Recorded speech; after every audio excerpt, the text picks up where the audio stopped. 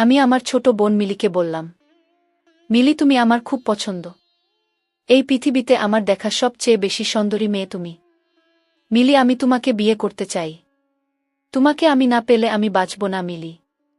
আমি তোমাকে অনেক অনেক ভালোবাসি এবং কি আমার জীবনের চাইতেও বেশি ভালোবাসি। আমার এই কথা শুনে মিলি উত্তরে বলল, ভাইয়া তুমি আমাকে এত ভালোবাসো আমি জানতাম না। আসলে ভাইয়া আমিও তোমাকে অনেক ভালোবাসি, কিন্তু আমি কখনো তোমাকে বলতে পারিনি। আমি তো সব সময় তোমাকে ভাইয়ার চোখেই দেখি। তারপরেও তোমাকে ভালোবাসি ভাইয়া, কিন্তু তোমাকে কখনো বলতে পারিনি। সত্যি কথা বলতে ভাইয়া তুমিও আমার অনেক পছন্দের একটা মানুষ। তারপরও আমি বললাম মিলি, তোমাকে পাওয়ার জন্য আমি সব কিছু করতে পারি। সত্যি করে বলো তো তুমি কি আমাকে ভালোবাসো? তখন মিলি বলল, জি ভাইয়া আমি তোমাকে অনেক ভালোবাসি, কিন্তু কোনো দিন প্রকাশ করতে পারিনি। আমি বললাম, ঠিক আছে মিলি, তুমি যে আমাকে ভালোবাসো তা শুনে আমি এই মুহূর্তে পৃথিবীর সব চাইতে খুশি। তারপর আমি আমার ছোট বোন মিলি বলল, ভাইয়া তোমার আমার সম্পর্কটা কি আমার বাবা মা মেনে নিবে? আমি বললাম, মিলি তুমি কোনো চিন্তা করো না, সেটা আমার উপর ছেড়ে দাও। তুমি শুধু আমার কথা অনুযায়ী কিছু করতে হবে। আমি কি করব ভাইয়া? আজকে রাত্রে আমি তোমাদের ঘরের পিছনের জানালা দিয়ে আস্তে আস্তে টোকা দিলে তুমি বের হয়ে আমাদের বাড়ির পিছনের প্রাইমারি স্কুলে চলে আসবা। তারপর আমার চাচাতো বোনকে রাতের অন্ধকারে প্রাইমারি স্কুলের রুমে নিয়ে। বন্ধুরা তা শুনলে তোমরা ঠিক থাকতে পারবে না। আজকের গল্পটি অনেক মজাদার হতে চলেছে। তবে বন্ধুরা, তোমাদের কাছে আমার ছোট্ট একটা অনুরোধ, তোমরা আমার চ্যানেলটিকে সাবস্ক্রাইব করে অবশ্যই আমাকে সাপোর্ট করবা। আমার নাম ইকবাল। আমার বর্তমান বয়স 22। আজকে আমি তোমাদেরকে যে গল্পটি বলবো তখন আমার বয়স ছিল 16। আর আমার একটা চাচাতো ছোট্ট বোন ছিল, তার বয়স ছিল 13। তার নাম ছিল মিলি। সে দেখতে অনেক সুন্দরী এবং কিউট ছিল। ছোটবেলা থেকেই তাকে দেখলেই আমার মনের ভিতরটা কেমন জানি হয়ে উঠত। যদিও সে আমার চাচাতো বোন ছিল, কিন্তু তারপরেও নিজের বোনের মতোই আমি তাকে সব সময় দেখতাম। সে আমার আপন কাকার একমাত্র মেয়ে। কাকা বিয়ে করেছে অনেক দিন হয়ে গেছে, কিন্তু তাদের ঘরে আর কোনো ছেলে মেয়ে নেই। একটাই মেয়ে, তার নাম হলো মিলি। মিলির বয়স যদিও মাত্র 13 হবে, কিন্তু মিলিকে দেখলে মনে হয় যেন আসমানের পরী। তার রূপ এত সুন্দর, এত লাবণ্যময়ী, আর চেহারার সৌন্দর্য তো বলাই বাহুল্য। কি বলবো বন্ধুরা, যদিও আমি তখন ইন্টারমিডিয়েটে পড়তাম, তেমন কিছু বুঝতাম না। শুধু সব সময় তার দিকে হা করে তাকিয়ে থাকতাম। এরকম একটি সুন্দরী মেয়েকে দেখলে কিভাবে টিকে থাকতে পারি, তাও আবার আমার চোখের সামনে সব সময় ঘোরাঘুরি করে। আস্তে আস্তে তার প্রতি আমার অন্যরকম চিন্তা ভাবনা চলে আসতে থাকে। আমি খুব বিস্মিত হইতাম যখন তাকে দেখতাম। আমার ছোট বোন সে যখন আমার চোখের সামনে গিয়ে মাঝে মধ্যে আমার সামনে দিয়ে হেঁটে যেত, তখন আমি তার দিকে অপলক চোখের দৃষ্টিতে তাকিয়ে থাকতাম। কলা মনে মনে ভিন্ন কিছু ভাবতাম। তার রূপ এবং সৌন্দর্য আমাকে এমনভাবে পাগল করেছে। একটা সময় আমি তাকে ছাড়া কোনো কিছু কল্পনাও করতে পারি না। যেদিকেই তাকাই আমি শুধু তাকেই দেখি। সে যেন আমার কল্পনা হয়ে গিয়েছে। যাই হোক বন্ধুরা, তারপর আমি ভাবলাম, চোখের সামনে এমন একটা পরী সব সময় ঘোরাঘুরি করে, অথচ আমি কিছুই করতেই পারছি না। আর সবচেয়ে বড় কথা হচ্ছে, বন্ধুরা, সে আমার ছোট বোন, যদিও সে আমার আপন ছোট বোন না।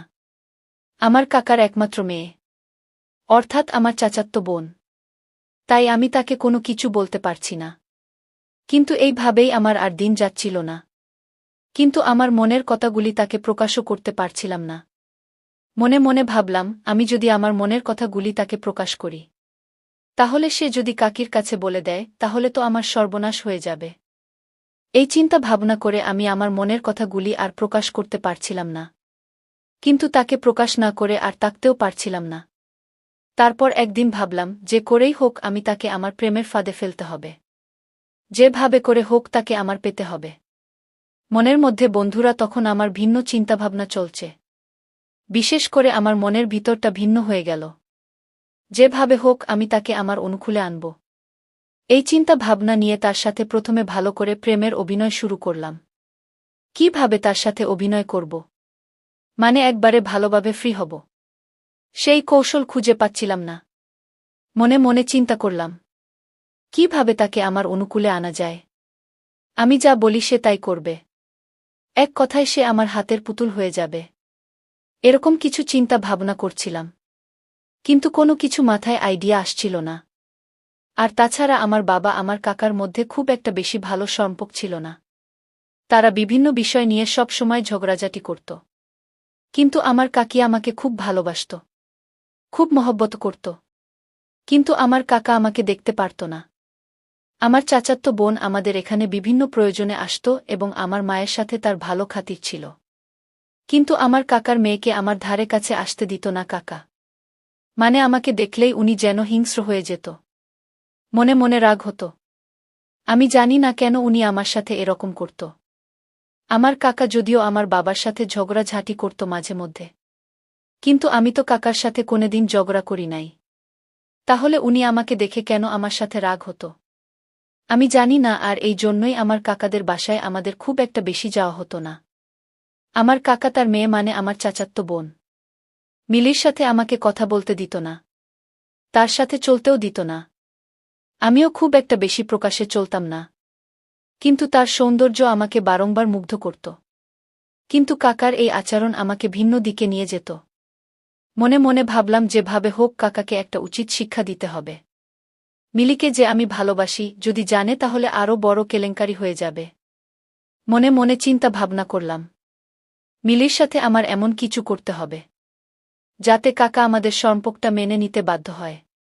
সেই চিন্তা ভাবনা থেকে আমি বুদ্ধি খাটাতে লাগলাম কি করা যায়, কিভাবে আমি আমার চাচাতো বোনকে প্রেমের জালে আটকাতে পারি, তাকে সম্পূর্ণরূপে আমার অনুকূলে আনতে পারি।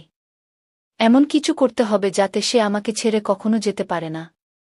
তাহলে আমার চাচা আর আমাকে দেখে আর রেগে থাকবে না, বরঞ্চ জামাই আদর করবে। ভাবতে ভাবতে আমি রাতে হঠাৎ করে ঘুমিয়ে পড়লাম। কিন্তু ঘুমের মধ্যে মিলিকে নিয়ে স্বপ্ন দেখলাম।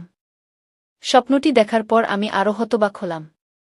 ভাবলাম আমি আমার মনের মানুষটাকে কখন মনের ভাষা প্রকাশ করব এবং কখন তাকে আপন করে পাব। এই সব চিন্তা করছি আর আমাদের বাসায় বসে বসে টিভি দেখছি। হঠাৎ করে একটি নাটকের সিন ঠিক আমার জীবনের মতোই আমার চোখের সামনে ভেসে উঠল। আমি খুব মনোযোগ সহকারে দেখতে শুরু করলাম যে কিভাবে একটা ছেলে একটা মেয়েকে খুব সহজে ইমপ্রেস করতে পারে। আমি নাটকের দৃশ্যটি দেখে আমার মনটা শান্ত হয়ে গেল। ভাবলাম এই টেকনিকটা যদি আমি অ্যাপ্লাই করতে পারি, তাহলে হয়তো আমার চাচাতো বোন আমাকে কখনো ছেড়ে যেতে পারবে না এবং সে আমার কথায় উঠবে এবং বসবে। পরের দিন সকালে থেকেই চিন্তা করলাম এই কৌশলটা কাজে লাগানো। সকালে ঘুম থেকে উঠে কলেজে চলে গেলাম। কলেজ থেকে আসার সময় কিছু ভালো ভালো বিদেশি চকলেট মিলির জন্য উপহার নিয়ে আসলাম। এমনিতেই আমি তার সাথে খুব একটা বেশি কথা বলতাম না, আর আমার কাকা বলতো আমাকে তার সাথে চলাফেরার জন্য আমাকে দিত না। তাই আমাদের মধ্যে দূরত্বটা ছিল অনেক বেশি। কলেজ থেকে এসে সেদিন চকলেট নিয়ে আনতে আস্তে করে আমি পিছন থেকেই মিলিকে সুযোগ বুঝে ডাক দিলাম।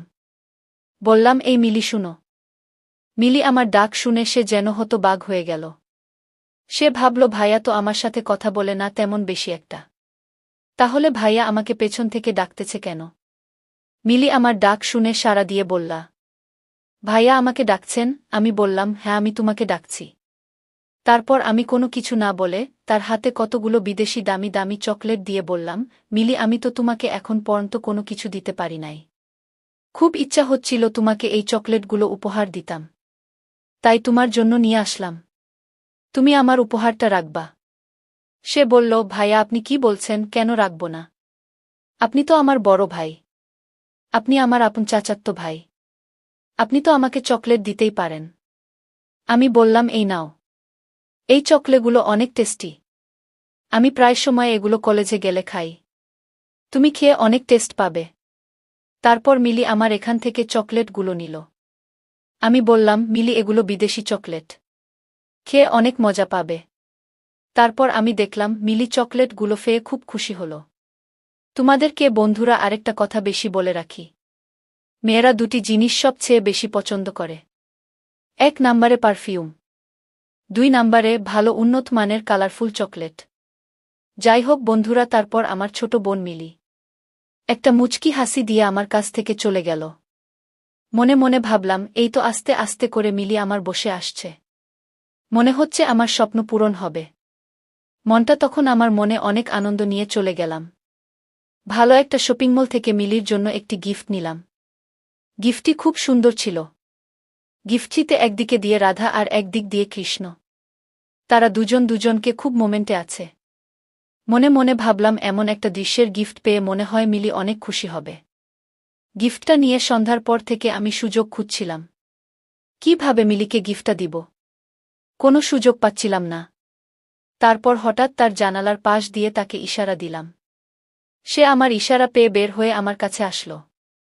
আসার পর তার হাতে আমি গিফটটা দিয়ে আর কোনো কথা না বলে চলে আসলাম। আমার মনে হলো আমার গিফটটা পেয়ে সে অনেক খুশি হলো। আর সবচেয়ে বড় কথা হচ্ছে আমার কাকাওকে আর আমাকে কখনোই একসাথে চলতে দিত না। কলারা খুব একটা প্রিলি কথা বলতে পারতাম না। আমাদেরকে লুকিয়ে লুকিয়ে কথা বলতে হতো। আমার গিফটটা পেয়ে পরের দিন মিলি খুশি হয়ে একটা কাগজ আমার হাতে দিয়ে চলে গেল। আমি জানতাম না সেই কাজকে কি লেখা। আমি তো অবাক হয়ে গেলাম যে আমার ছোট বোন এত সুন্দর করে চিঠি লিখতে পেরে। সে চিঠিতে কি আবেগময় কথা লিখেছে। তার কথা শুনলেই আমি কেমন জানি হয়ে যাই। তাকে পাওয়ার জন্য কল্পনায় হারিয়ে যাই। কিন্তু কিছুই করার ছিল না। আমি তাকে আমার অনুকূলে আনার চেষ্টা করছিলাম। এই ভেবে ভেবে মিলিকে তার চিঠির উত্তর হিসেবে আমিও একটা চিঠি দিলাম। চিঠিতে আমিও আমার ভালোবাসার কথা তাকে গভীরভাবে প্রকাশ করলাম। এভাবেই হয়ে গেল আমার একটা ভিন্ন রকম সম্পর্ক। তারপর একদিন আমি তাকে কৌশলে কিছু কথা বললাম। কিন্তু আমার কথা বেশি একটা বুঝল না। সে তো এই বিষয়ে অজ্ঞ ছিল। খুব একটা বেশি বুঝত না। আমি ভাবলাম এভাবে হবে না। ভিন্নভাবে তাকে বুঝাতে হবে। তারপর আমি তাকে বললাম, মিলি আমার একটা কথা রাখবা। তখন সে আমাকে বলল, কি ভাইয়া? আমি আমার ছোট বোন মিলিকে বললাম, মিলি তুমি আমার খুব পছন্দ। এই পৃথিবীতে আমার দেখা সবচেয়ে বেশি সুন্দরী মেয়ে তুমি। মিলি আমি তোমাকে বিয়ে করতে চাই। তোমাকে আমি না পেলে আমি বাঁচব না মিলি। আমি তোমাকে অনেক ভালোবাসি। এবং কি আমার জীবনের চাইতেও বেশি ভালোবাসি। আমার এই কথা শুনে মিলি উত্তরে বলল, ভাইয়া তুমি আমাকে এত ভালোবাসো। আমি জানতাম না। ভাইয়া তোমার সাথে আমার যাই না। আসলে ভাইয়া আমিও তোমাকে অনেক ভালোবাসি। কিন্তু আমি কখনো তোমাকে বলতে পারিনি। আমি তো সব সময় তোমাকে ভাইয়ার চোখেই দেখি। তারপরেও তোমাকে ভালোবাসি ভাইয়া, কিন্তু তোমাকে কখনো বলতে পারিনি। সত্যি কথা বলতে ভাইয়া তুমিও আমার অনেক পছন্দের একটা মানুষ। তারপর আমি বললাম, মিলি আমি তোমাকে পাওয়ার জন্য সব কিছু করতে পারি। সত্যি করে বলে তো তুমি কি আমাকে ভালোবাসো? তখন মিলি বলল, জি ভাইয়া। আমি তোমাকে অনেক ভালোবাসি। কিন্তু কোনোদিন প্রকাশ করতে পারিনি। আমি বললাম, ঠিক আছে মিলি। তুমি যে আমাকে ভালোবাসো তা শুনে আমি এই মুহূর্তে পৃথিবীর সব চাইতে খুশি। তারপর আমার ছোট বোন মিলি বলল, ভাইয়া তোমার আমার সম্পর্কটা কি আমার বাবা মা মেনে নিবে? আমি বললাম, মিলি তুমি কোনো চিন্তা করো না। সেটা আমার উপর ছেড়ে দাও। তুমি শুধু আমার কথা অনুযায়ী কিছু কর্ম করতে হবে। আমি বললাম, কি কর্ম ভাইয়া? আজরে রাত্রে আমি তোমার জানালা দিয়ে আস্তে আস্তে ঠোকা দিলে তুমি বের হয়ে আমাদের বাড়ির পিছনের কলা বাগানে চলে আসবা। তারপর আমি তোমাকে সব কিছু বলছি।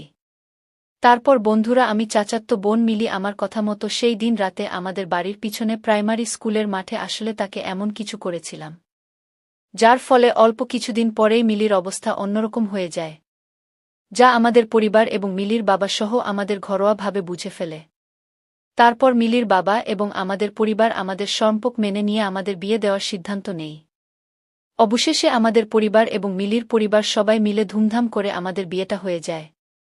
বিয়ের রাতেই মিলি আমাকে বলল, ওগো আমার প্রাণের স্বামী, সত্যি তুমি অনেক ইন্টেলিজেন্ট। যদি তুমি আমার সাথে এমন একটা কাণ্ড না করতে তাহলে তো আমার বাবা মা কখনোই আমাদেরকে মেনে নিত না, আর বিয়েও দিত না। তারপর আমি আমার বউ মিলির কথা শুনে বললাম, ওগো আমার প্রিয়তমা, সেই দিন যদি আমি তোমার সাথে এই কৌশলতা না কাটাতাম তাহলে আজকে তোমার আমার এমন পরিস্থিতি হতো না। তারপর আমি আর আমার বউ মিলে একটা স্বর্গীয় হাসি দিয়ে আমাদের জীবনের সূচনা পর্ব শুরু করলাম। বন্ধুরা আজকে এই পর্যন্তই। আবারও আসব তোমাদের মধ্যে নতুন কোনো ভিডিও নিয়ে। ভিডিওটি যদি তোমাদের ভালো লাগে তাহলে একটি লাইক দাও। প্রতিদিন আমি তোমাদেরকে একটা করে নতুন গল্প উপহার দিব। তাই তোমাদেরকে অনুরোধ করে বলছি, তোমরা যদি এই রকম শিক্ষামূলক গল্প পেতে চাও তাহলে দয়া করে আমার চ্যানেলটি সাবস্ক্রাইব করা। পরিশেষে তোমাদের সকলের সুস্বাস্থ্য কামনা করি। ভিডিওটি দেখার জন্য তোমাদের সকলকে অসংখ্য ধন্যবাদ।